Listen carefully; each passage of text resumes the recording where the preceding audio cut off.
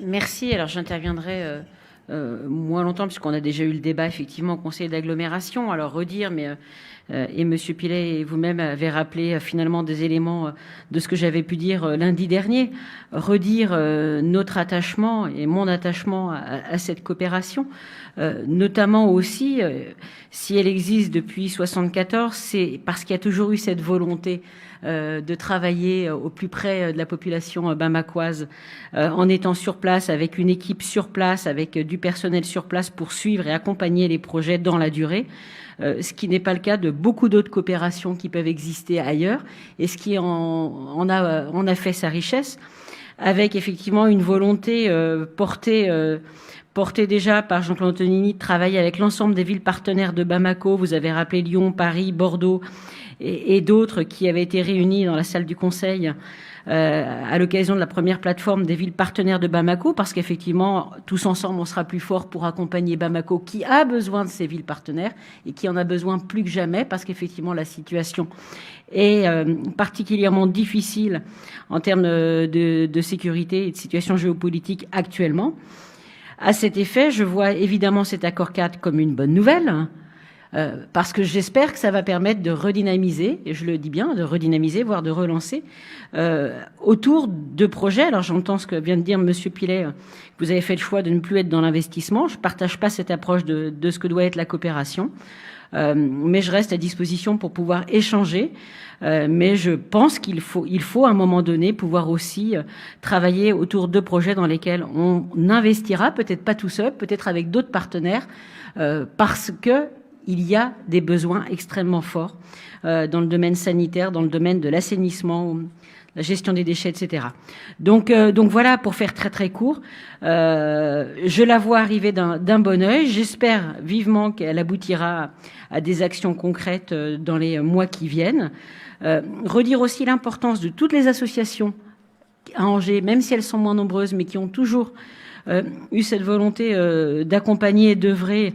Et je parle encore avec une association ce week-end qui c'est difficile pour eux actuellement, mais il y a toujours en tout cas une attente et des actions qui sont menées pour à Bamako faire avancer certains domaines. Et redire ce que j'ai déjà dit la semaine dernière, que moi je suis tout à fait disposée à travailler autour de cette question de la coopération. Il me semble avoir un petit peu d'expertise sur la question, mais en 6 ans, on ne m'a jamais demandé mon avis. Je vais me permettre de revenir juste sur un petit point. Effectivement, j'ai bien parlé du fait que nous n'étions plus dans l'investissement, mais dans le fonctionnement. Et je vous rejoins complètement, Madame Camara-Tombini. La ville d'Angers n'est plus dans l'investissement.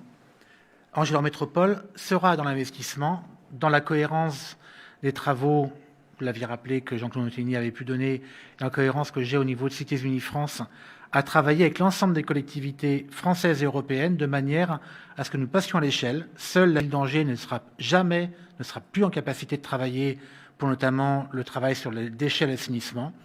On parle d'une ville de plusieurs millions d'habitants et l'objectif est bien de passer à l'échelle avec des projets qui ne seront plus, on va dire, des micro-projets à l'échelle de Bamako, qui étaient des projets très lourds à porter pour nos collectivités, mais bien de travailler en cohérence sur l'investissement durable, phasé avec l'ensemble des collectivités françaises et européennes qui souhaitent s'investir. C'est bien le sens que je mène, et de manière à ce qu'il y ait aussi un travail qui ne soit pas fait que nord-sud, mais un travail sud-sud-nord, avec l'enrichissement des experts du territoire, que ce soit dans différentes capitales justement du Sahel, qui ont des expertises autres que les nôtres aussi, et qui sont en capacité d'apporter énormément de solutions à leur niveau. Donc nous ne partons pas de l'investissement, nous allons le rendre beaucoup plus cohérent et efficient, de manière à passer de quelques dizaines ou centaines de milliers d'euros à plusieurs millions d'euros à l'échéance de quelques années. Merci Monsieur Pilet, merci aussi de cette présentation, et je pense que Madame Camara-Tombini a bien fait de nous inviter à avoir une présentation un peu plus détaillée que les grands principes. Et je souhaite que, indépendamment de cet accord quadriennal, même si on a une activité de partenariat qui est contrariée par le contexte, on est malgré tout régulièrement l'occasion dans cette enceinte de faire le point sur ce que nous vivons. Parce que vous l'avez décrit, il s'est passé beaucoup de choses riches, dans un contexte où il était parfois complexe, ou d'en faire état ou d'en parler, mais pour autant, il y a une continuité sur ce jumelage et ce partenariat qui a succédé à des époques extrêmement diverses dans la nature de relations entre nos pays, à des contextes différents, à des municipalités, à des personnalités différentes. Et je pense que ça fait partie des richesses de notre territoire et d'une ouverture, d'une tradition d'ouverture à laquelle il a été fait référence en ouverture de ce Conseil et qui pour moi a aussi beaucoup de sens dans ce contexte de cultiver des liens étroits, et je sais l'attachement particulier que vous portez à cette région du Sahel en général et au Mali en particulier.